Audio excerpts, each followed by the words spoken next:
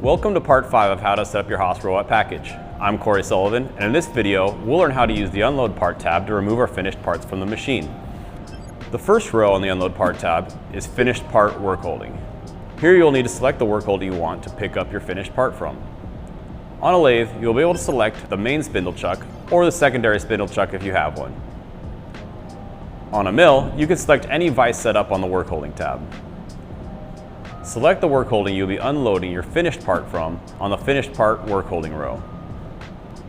On my ST10 here, I'm going to select the main spindle chuck. Next, we'll need to record our finished part pickup motion.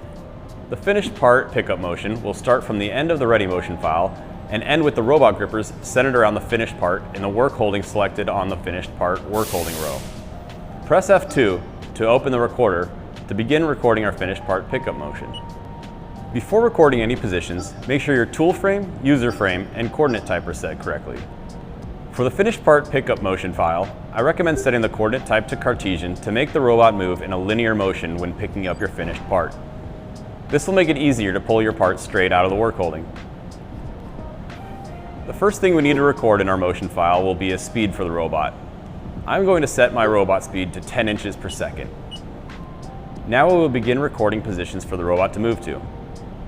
Record the first position outside of the machine so that when the motion file runs in reverse, the robot will be outside of the machine. I recommend recording the first position of finished part pickup motion in the same position as the last recorded position of ready motion to make a smooth transition between these two motions. The next position I'm going to record is going to be the final position, with the robot holding my finished part in the work holding selected on the Finished Part Work Holding row. After recording this position, I'll arrow up to highlight the position I just recorded and press Insert to insert a row above the highlighted position. Now I'll highlight my newly inserted row and jog the robot out of the work holding using only one linear axis and record another position here. This will ensure that the robot moves the part straight out of the work holding. Now that we are finished recording our finished part pickup motion, let's make sure it runs as we intended. Press the 5% rapid override button to slow the robot down in case it moves in an unexpected way.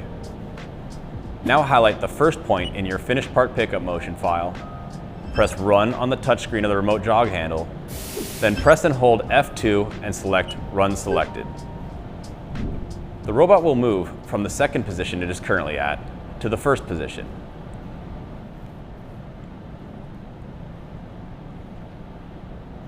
Once your robot has successfully moved to the starting position, select Run All to verify your motion file from start to finish.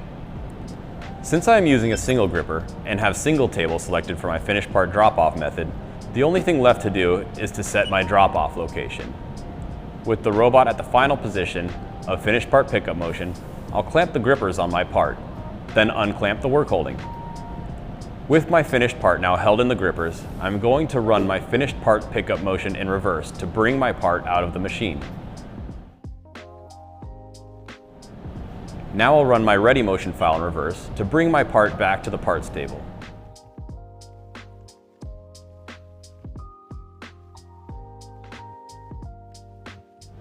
From here, I'll jog my part down to where I want to drop it off and press F2 to record this position. This will complete the Unload Part tab for this setup. Depending on the number of grippers you have and what finished part drop-off method you have selected, additional rows may appear on the Unload Part tab. If dual table is selected for your finished part drop-off method, you will need to record a dual table drop-off motion, as well as a drop-off location. The dual table drop-off motion will run after the finished part pickup motion is run in reverse to a position near the drop-off table similar to the first point of ready motion.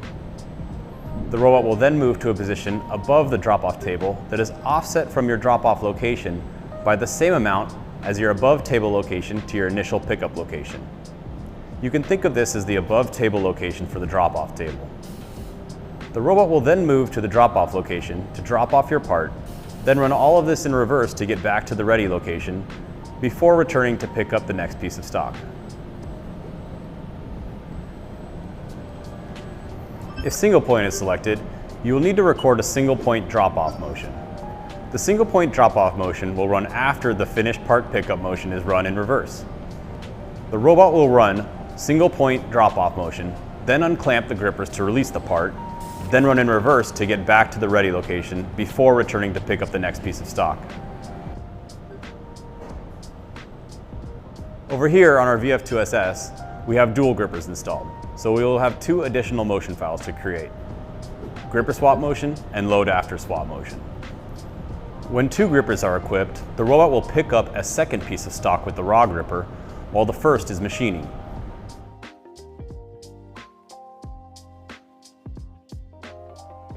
The robot will then wait at the end of ready motion until the first piece of stock is finished being machined, then run finished part pickup motion to grab the finished part with the finished gripper. Now we will need to record our gripper swap motion to pull our finished part out of the work holding and get ready to place the new piece of stock in the raw gripper into the work holding. Jog the finished part a little bit out of the work holding and record a point there. Then record another point further away while rotating the grippers. It is important to rotate the grippers as the robot is moving, or there is a possibility of the grippers rotating too quickly.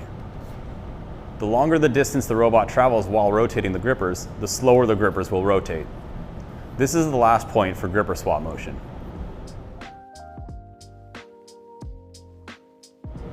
For load after swap motion, we will record a motion file that continues where we left off with gripper swap motion and end with the second piece of stock in the raw gripper in the work holding.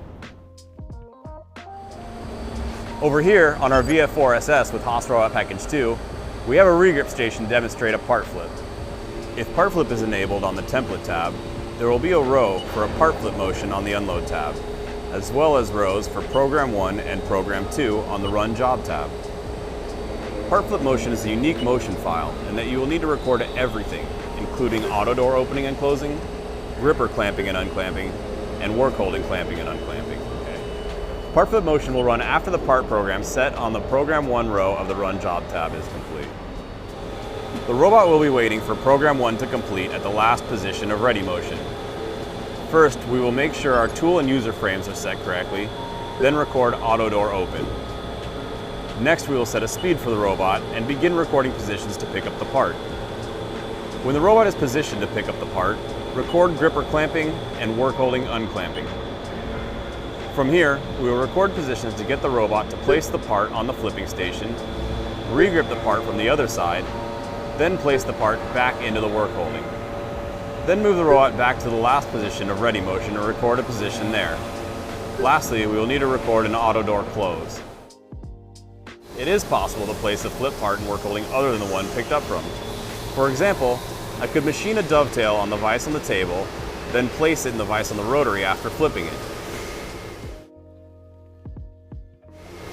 After part flip motion is finished, the machine will run part program 2, then run finished part pickup motion to remove the finished part from the machine. That concludes everything on the Unload Part tab. Thanks for watching, and I'll see you in the next video where I'll teach you how to use the Run Job tab and APL Scheduler tab to automate your shop.